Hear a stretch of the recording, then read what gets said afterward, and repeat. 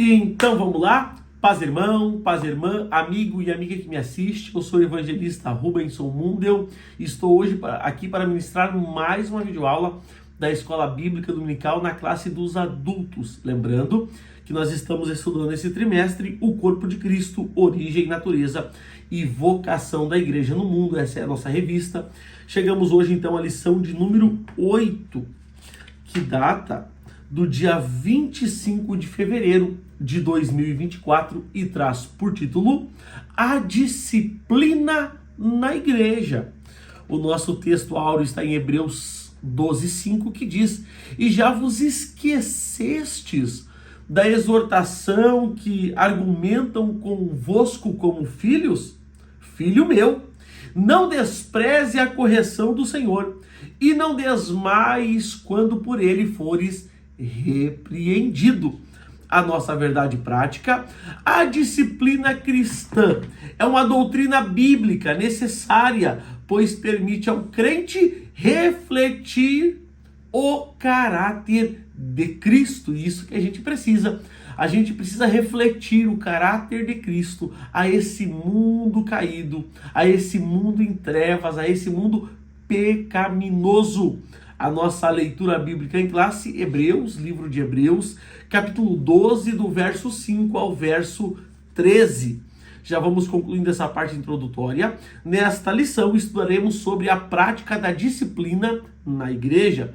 Embora seja muito necessária, a disciplina como prática da igreja cristã vem sendo esquecida e negligenciada por muitos. Ora, uma igreja que não corrige seus membros perdeu a sua identidade, não passando de um mero grupo social. O resultado disso são igrejas fracas, anêmicas e sem testemunho cristão.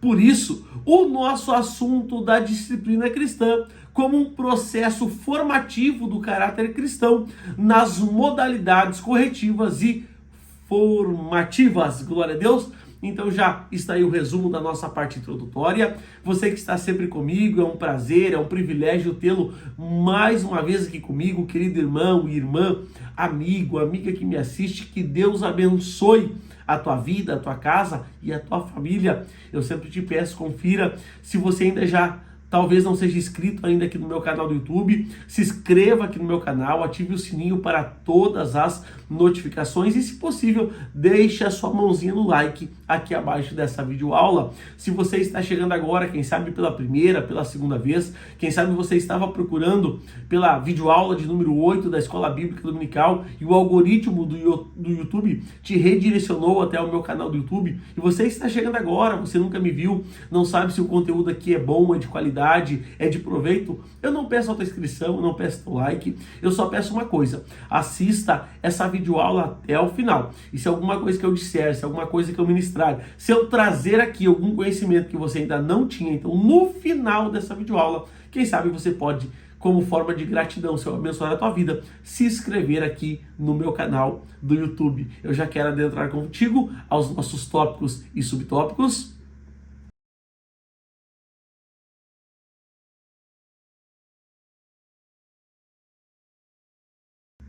Tópico 1, a necessidade da disciplina bíblica. O tópico 1 ele tem 3 subtópicos. O primeiro deles: Deus é santo. Santidade é um dos atributos de Deus e por isso é uma das causas que justificam a necessidade da disciplina na igreja. Eu sou santo. Isso diz em Levíticos 11:45. Deus é o santo e como tal deve ser reconhecido. Jesus mostrou na oração do Pai Nosso a necessidade de reconhecermos a santidade de Deus. Abre aspas, santificado seja o teu nome. Mateus capítulo 6, versículo 9. Quando Deus se faz presente, a nossa pecaminosidade se evidencia, abre aspas, e vendo Simão Pedro, prostrou-se aos seus pés e disse: Jesus, Senhor, ausenta-te de mim, porque eu sou um homem pecador. Lucas capítulo 5, versículo 8, continuando assim, quando o comportamento pecaminoso na vida do crente não é corrigido, a santidade de Deus deixa de ser reconhecida. Primeira carta do apóstolo Paulo à igreja de Tessalônica, capítulo 4, versículo 7, diz assim, porque Deus não nos chamou para a impureza, mas para a santidade. Então, meu irmão, minha irmã, meu amigo, você tem um chamado, e o teu chamado é a santidade. A santidade, eu repito, a santidade. E quando eu falo santo, eu não estou falando perfeito. Eu estou falando de alguém separado. Separado do quê? Separado da imundícia do mundo e consagrado a Deus. Então, santidade não é sinônimo de perfeição. Santidade é sinônimo de alguém que está constantemente em busca de um aperfeiçoamento, de uma melhora, para poder ser mais separado a Deus, mais consagrado a Deus. Paulo destaca nesse versículo o chamado de Deus para a santidade. A disciplina da igreja é um meio de corrigir desvios que podem levar à impureza, mantendo os crentes no caminho da santidade. Glória a Deus. Subtópico 2, a igreja é santa. Deus é santo e a igreja também deve ser, abre aspas, sede santo porque eu sou santo, 1 de Pedro, capítulo 1, verso 16. Ao formar o seu povo, tanto na antiga como na nova aliança, o desejo do Senhor é que ele fosse um povo separado. Na verdade, a palavra grega ágios, traduzida como santo, possui o sentido de separado ou consagrado, exatamente o que eu já comentei no subtópico 1. Então, uma pessoa santa não é uma pessoa perfeita, mas é uma pessoa separada, é uma pessoa consagrada, é uma pessoa que busca cada dia mais a face do Senhor. Um texto importante aqui é Efésios 5:27, que diz, para apresentar a si mesmo igreja gloriosa, sem mácula, nem ruga, nem coisa semelhante, mas santa e irrepreensível.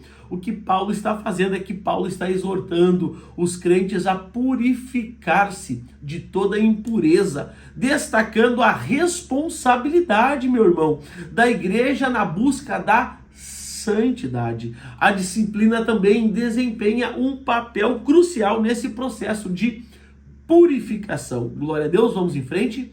Subtópico 3, quando a igreja não disciplina. Se a igreja, como corpo de Cristo, deve ser santa, da mesma forma o cristão, como membro desse corpo, deve ser santo. A santidade faz parte da identidade do cristão. Logo, a falta de disciplina acaba por embotar a santidade. Surge então a imagem do crente mundano ou do crente carnal. Na verdade, esses adjetivos revelam de fato um crente indisciplinado. E você note, meu irmão, minha irmã, que um crente que ama o Senhor, que tem disciplina espiritual, é um crente forte, robusto no quesito espiritual. E aquele crente que vive fraquejando, vive errando, que a gente nota que ele tem atitudes mundanas, ele tem sentimentos carnais, é aquele crente que ele já não busca com tanta intensidade a santidade.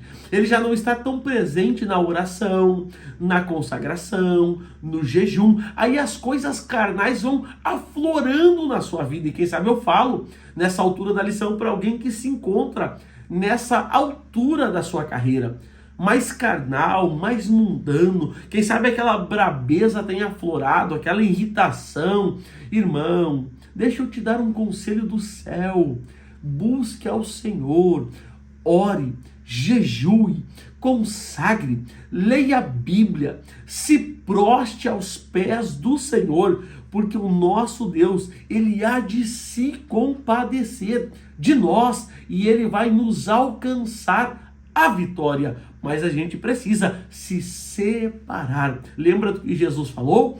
Entra no teu quarto, fecha a tua porta e ora em secreto. Por quê? Porque o Pai que te ouve no secreto te recompensará publicamente. Eu encerro o tópico 1 com o texto de Apocalipse, capítulo 2, versículo 4, que diz: tenho, porém, contra ti que abandonastes o primeiro amor. Esse é o crente que não ora mais.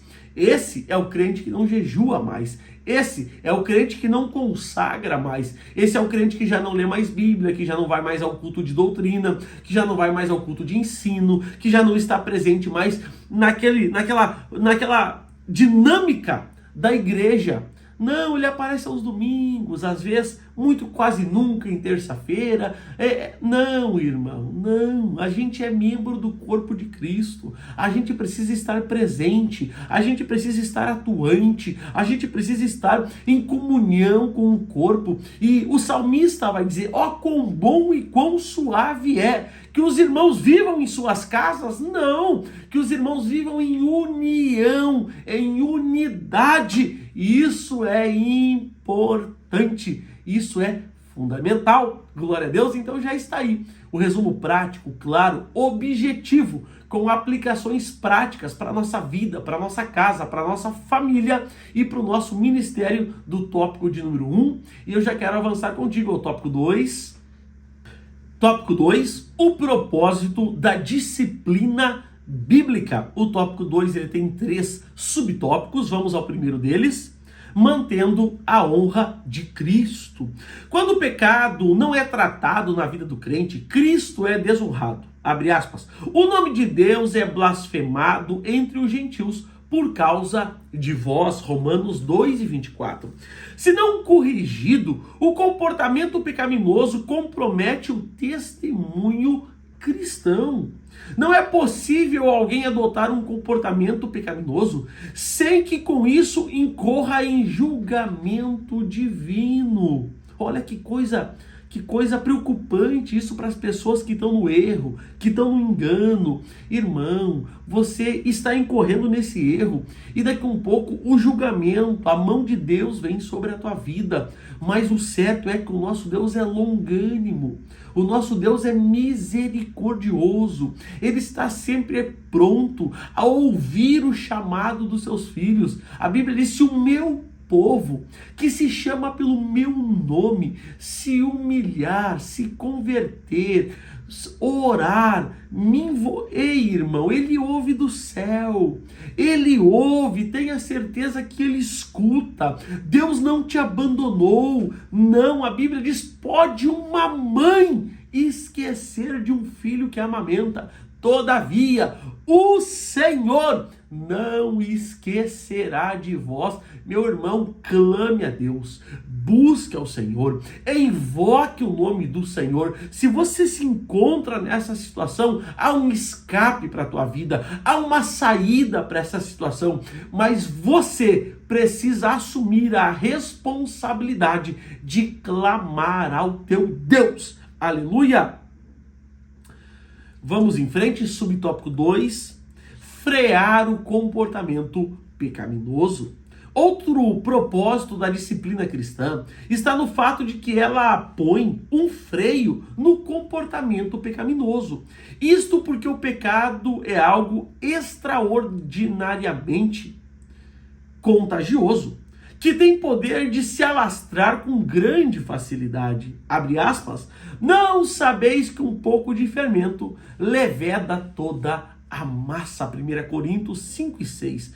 Então, o que a lição está nos trazendo é que a disciplina, ela tem como um dos seus fundamentos e propósitos frear o comportamento pecaminoso. E é por isso que a gente não pode abrir mão da disciplina bíblica, porque o fundamento da disciplina, o propósito da disciplina é manter em primeiro lugar a honra de Cristo, em segundo lugar é frear o comportamento pecaminoso. Um texto também importante que eu me lembro agora, 1 Pedro, capítulo 2, versículo 11, que diz: amados, exortai-vos como peregrinos e forasteiros que sois, a vós absterdes das paixões carnais que fazem guerra contra a alma. Então, meu irmão, olha que conselho poderoso o apóstolo Pedro está nos dando. A gente tem que fugir, se abster, se afastar das paixões carnais. A Bíblia diz que o espírito milita contra a carne. Eles estão em constante conflito, em constante guerra, para que a alma, faça a vontade ou da carne ou do espírito. E qual vence, irmão Rubenson? Vence o que você alimenta mais. Se você alimenta mais as paixões carnais, se você alimenta mais a tua carne, se você alimenta mais o teu velho homem, o que aflora na tua vida é um crente carnal, mundano. Agora, se você alimenta o teu espírito, oh, glória seja dada ao nome de Jesus. Se você é um crente que ora, que jejua, que consagra, que lê Bíblia, que vai para vigília, que está na consagração, que está no culto de ensino, que está no culto... Ô irmão, se você alimenta o teu espírito, o que vai florescer na tua alma, na tua vida, no teu ministério, são os frutos, ou melhor dizendo, o fruto do Espírito. Você pode bendizer ao Senhor, você pode glorificar o nome do Senhor. Vamos em frente. Subtópico 3, não tolerar a prática do pecado. Em 1 Coríntios 5, o apóstolo Paulo censura os coríntios por não estarem adotando medidas contra a prática do pecado por parte de um de seus membros. Então Paulo ele está censurando aquela congregação. A consequência disso é que esse pecado acabaria enfraquecendo a igreja, pois uma igreja que não pratica a disciplina bíblica fatalmente fracassará. E eu sempre digo, meu irmão, o nosso problema não é, deixa eu fazer uma alegoria, o nosso problema não é atropelar montanha, não. O nosso problema é trupicar, que nem diz o gaúcho, tropeçar em pedrinha. Por quê? Porque a montanha é grande, a gente avista, a gente desvia. Agora a pedrinha pequenininha, às vezes está ali, a gente nem nota. E quando vê, tropeçou. E eu sempre digo, são pequenas concessões. Ninguém cai do dia para a noite. Ninguém cai de hoje para amanhã. Isso é um processo longo, devagar e gradativo. É uma concessão hoje, é um pecadinho amanhã, é uma vista grossa aqui, é um videozinho que não devia ver ali, é uma mensagem que não devia enviar ou receber ali. Então, são pequenas situações que vão levando o crente a parar de orar, a parar de jejuar, a parar de consagrar, a temer menos a Deus, a se afastar um pouco mais dos cultos de oração. E quando vê, já está entrelaçado pelas algemas do pecado. E se notar tarde demais, quem sabe não dê mais tempo. Mas hoje, o Espírito Santo fala comigo e contigo, fazendo um alerta. Desperta, ó tu que dormes, levanta-te, porque Cristo te esclarecerá. Bendito seja o nome do Senhor. Um texto importante para nós concluir o tópico 2 está em 1 Coríntios 15:33, que diz: não vos enganeis, as más conversações corrompem os bons costumes. Meu irmão, minha irmã, amigo, amiga que me escuta, cuidado com quem você conta segredo, cuidado com quem você leva para dentro da tua casa, cuidado para quem você abre o teu coração, cuidado com quem tu anda, cuidado com quem tu está dividindo a mesa. Mesa é lugar de comunhão. Cuidado com as rodas de chimarrão. O bom gaúcho gosta de um chimarrão, mas cuidado com as rodas de chimarrão. Para quem gosta de chá, cuidado com as rodas de chá, aquelas rodas de pipoca. Cuidado com as más companhias, porque as más companhias corrompem os bons costumes. E se você estiver inserido em um ambiente onde a conversa não glorifica a Deus, saia desse ambiente, porque é bem provável que a presença de Jesus já saiu daí faz tempo. Último texto que eu cito agora, e a gente encerra o tópico 2, 2 Timóteo, capítulo 2, versículo 19, diz: todavia, o firme fundamento de Deus permanece. Tendo este selo, o Senhor conhece os que são seus, e mais, aparta-se da injustiça todo aquele que professa o nome do Senhor. Então aparte-se, meu irmão.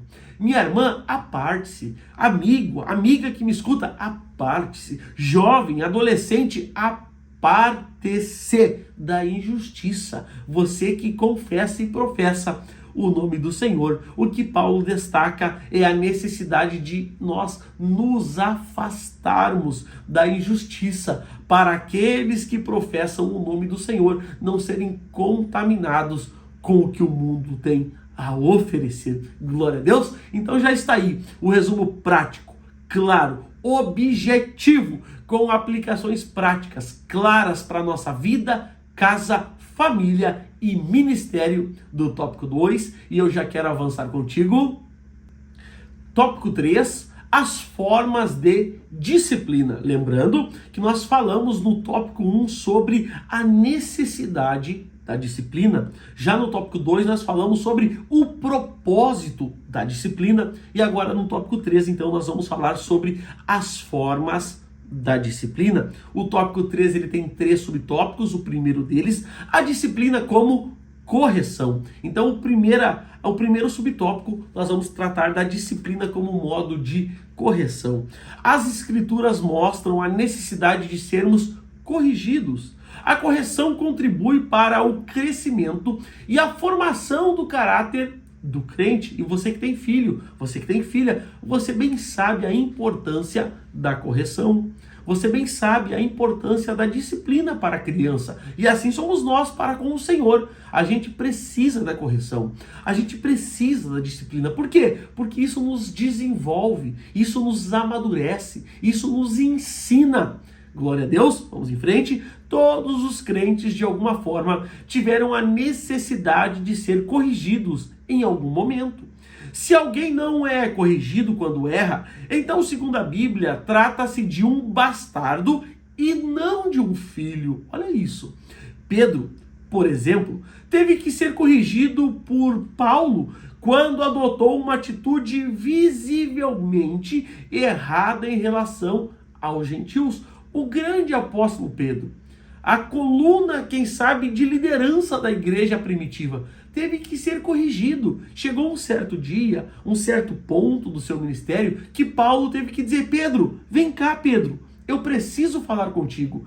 E quando Pedro veio, o que Paulo falou, quem sabe, não agradou de imediato a Pedro. Foi porque foi uma palavra dura, uma palavra de correção, mas pode ter certeza que surgiu dessa correção frutos imensuráveis.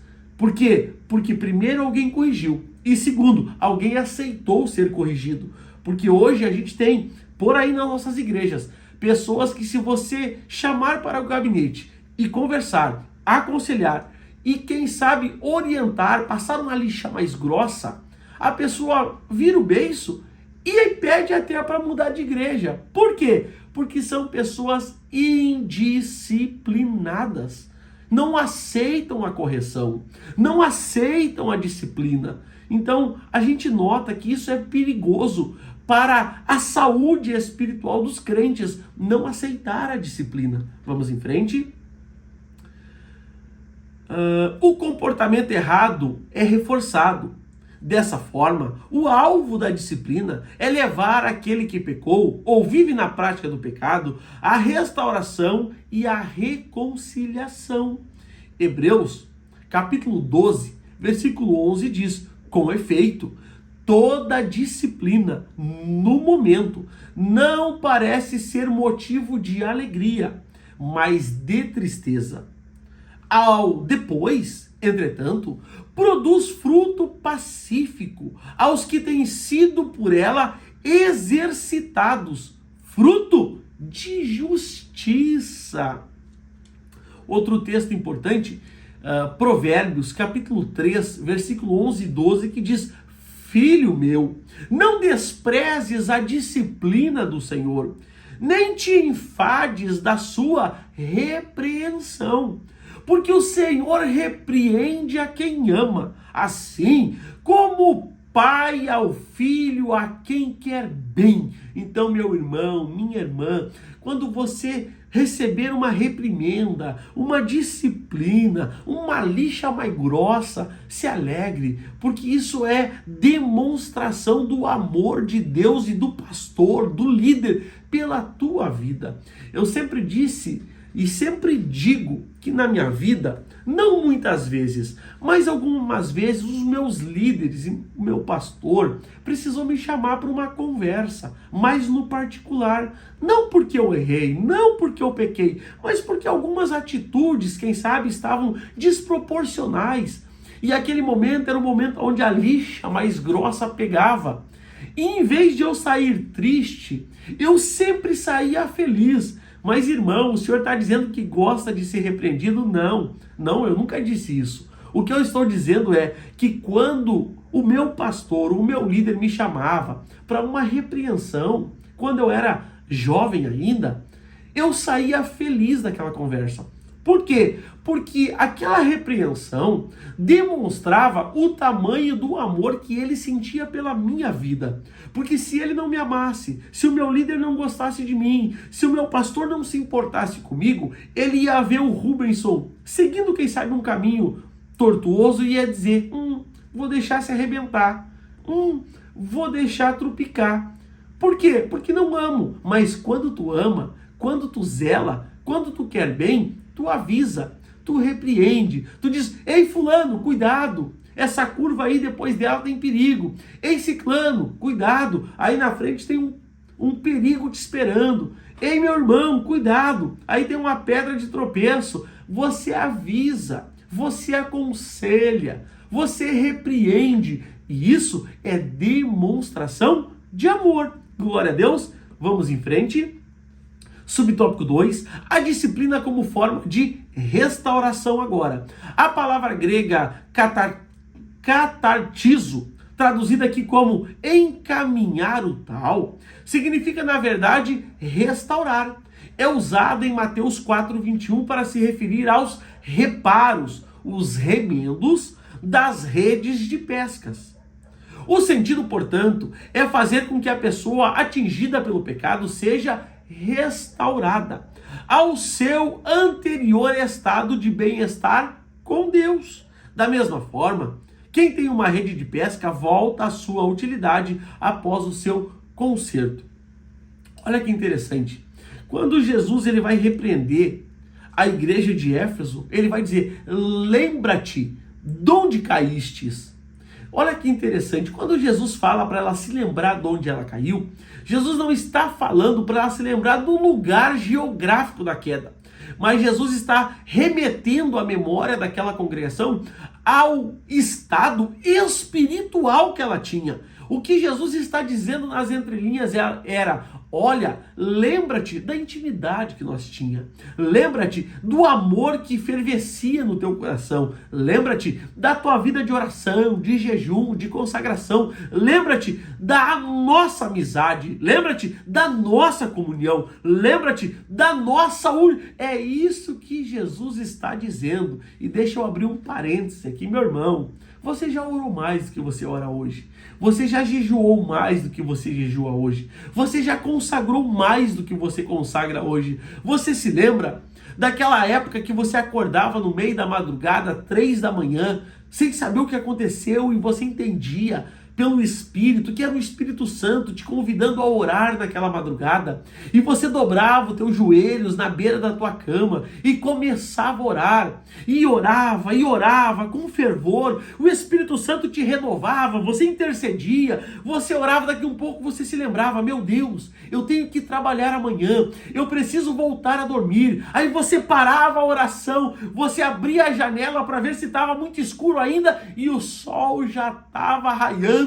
Você tinha orado a madrugada inteira, não estava cansado, não estava com sono, o Espírito tinha te renovado e você estava glorificando ao nome do Senhor. Oh glória, lembra-te, oh bendito seja o nome de Jesus. Então o que Cristo está nos chamando é uma restauração do nosso estado espiritual para com Ele.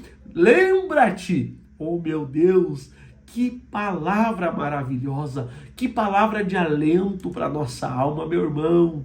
Busque ao Senhor, invoque ao Senhor. A Bíblia diz: invoque ao Senhor, busque ao Senhor enquanto se pode achar. E essa videoaula, Deus está nos dando uma oportunidade de a gente lembrar do nosso estado espiritual e remeter-se a Ele em clamor, em oração, em busca pela sua presença.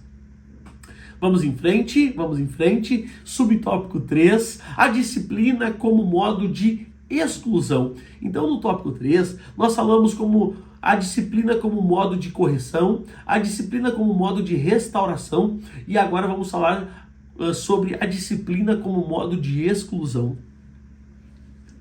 Esse tipo de disciplina é também conhecido como cirúrgica. Isto porque o membro é cortado do corpo de Cristo. Abre aspas, tirai, pois, dentre vós esse iníquo. Isso está em 1 Coríntios, capítulo 5, versículo 13. Nesse caso, há um desligamento e não apenas um afastamento da comunhão. Abre aspas, em verdade vos digo que tudo que ligardes na terra será ligado no céu, e tudo que desligardes na terra será desligado no céu. Mateus 18. E essa autoridade foi dada por Cristo à igreja. O que a igreja liga na terra é ligado no céu, mas o que a igreja desliga na terra é desligado no céu. E isso é sério. Continuando, assim o indivíduo perde a condição de membro pelo desligamento, já que o Senhor disse que ele passa a ser considerado gentil e publicano. Esse desligamento corta o vínculo da comunhão entre o membro e a igreja. Não há, portanto, mais vínculo entre o crente excluído por esse processo disciplinar a igreja da qual fazia parte. Então o vínculo deixa de existir. Aquele membro, ele é cortado, ele é amputado e ele não faz mais parte daquele corpo. E toda vez que chega ao extremo do membro ser desligado, cortado, afastado, a igreja desliga na terra e há um desligamento no céu.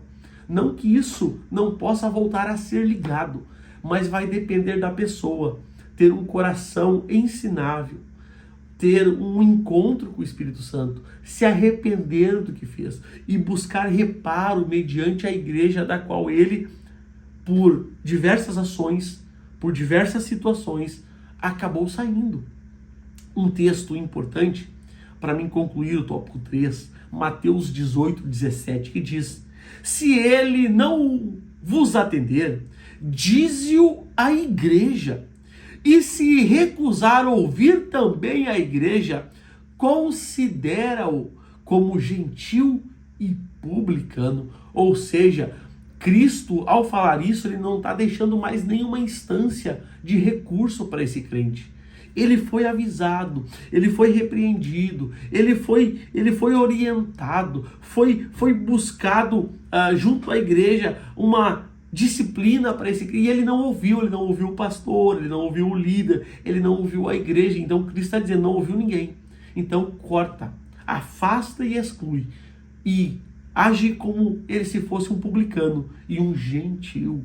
Jesus institui, ou melhor dizendo, Jesus instrui sobre o processo da exclusão na igreja em casos de persistência no pecado. A disciplina nesse contexto visa manter a pureza da igreja e chama o pecador também ao arrependimento. Glória a Deus. Então está aí, meu irmão, o resumo prático, claro, objetivo, com aplicações práticas para a nossa vida, para a nossa casa, para a nossa família e para o nosso ministério do tópico de número 3. Vamos em frente.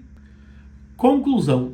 Nesta lição, vimos o valor da disciplina cristã sob diferentes aspectos. A disciplina se mostra necessária quando sabemos que Deus é santo e exige que o seu povo seja santo.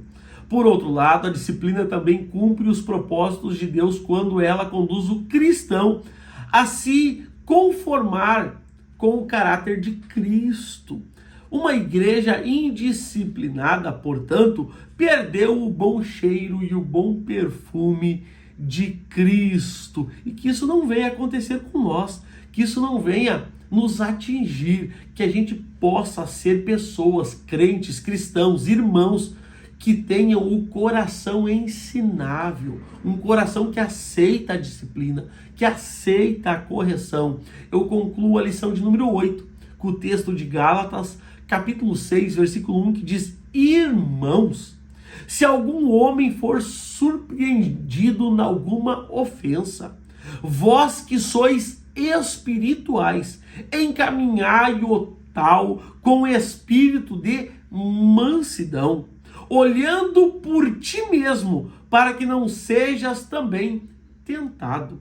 Então, meu irmão, minha irmã, você que exerce cargo de liderança, cargo de pastoreio, quem sabe você é um encarregado. Ei, irmão, lide com os irmãos, com as suas ovelhas, com mansidão, com longanimidade, com carinho, porque esse rebanho não é seu, esse rebanho é do Senhor. E o papel da igreja não é excluir, não é jogar fora, não é abandonar. O nosso trabalho é acolher, o nosso trabalho é abraçar. Então que o Espírito Santo nos conceda, enquanto liderança, graça para que a gente possa olhar com ternura, com carinho, com amor essas pessoas e que a gente venha acolhê-los, abraçá-los, para que a gente possa ganhá-los para o Senhor. Se eles estavam no erro, se eles estavam no engano, que a gente venha buscar e resgatá-los. A Bíblia diz que aquele que converte alguém do erro, que aquele que converte alguém do engano, oh meu Deus, tem um valor imensurável. Então, meu irmão, trate com o rebanho que Deus te confiou com mansidão. Está aí o resumo prático, claro, objetivo da lição de número 8. Agora sim eu te peço, meu irmão, se tudo isso foi bênção na tua vida, se inscreva aqui no meu canal do YouTube, deixa a sua mãozinha no like como forma de gratidão pela minha vida, pelo meu ministério. Eu quero te dizer também que aqui abaixo dessa videoaula, na descrição dessa videoaula, tem o meu WhatsApp, meu número de WhatsApp, para marcar agendas, eventos. Tem também o link do meu Instagram, para você que deseja me seguir no Instagram. Clique no link, você será redirecionado ao perfil do meu Instagram e você pode estar também nos seguindo na rede social. Também quero lembrar que essa videoaula tem o patrocínio da loja SM Moda Cristã. É uma loja aqui em Novo Hamburgo, Vale dos Sinos, região metropolitana de Porto Alegre. Ela lida com toda a moda cristã feminina e masculina. Eles têm loja online, já estão agora começando a anunciar a inauguração da sua loja física no centro de Novo Hamburgo. Então você, meu irmão, você, minha irmã, que deseja conhecer os artigos, as roupas, os vestidos, as saias, as camisas, gravatas, cintos, ternos da loja SM Moda Cristã, aqui abaixo do vídeo eu estou deixando um cupom de desconto onde está escrito Rubenson 10. Você chama o pessoal da loja SM Moda Cristã. Aqui abaixo na descrição do vídeo tem o WhatsApp para um atendimento personalizado. Tem também o link do Instagram da loja. Você chama no WhatsApp, fala com o atendente e diz que você veio pelo Rubenson 10. Você vai ganhar um desconto na sua primeira compra e também a possibilidade de fazer a compra em 3 vezes no cartão com desconto, mas apenas usando o cupom Rubenson 10. Tá bom? Meu irmão, minha irmã, amigo, amiga que me assiste, o desejo da minha alma é que Deus abençoe a sua vida, é que Deus abençoe a sua família, é que Deus abençoe a sua casa, é que Deus abençoe a obra das suas mãos, é que Deus abençoe aonde você botar o seu pé e que tudo isso Deus possa lhe conceder graça, virtude, bondade e favor imerecido. Que Deus te abençoe. Até a próxima videoaula. Graça e paz.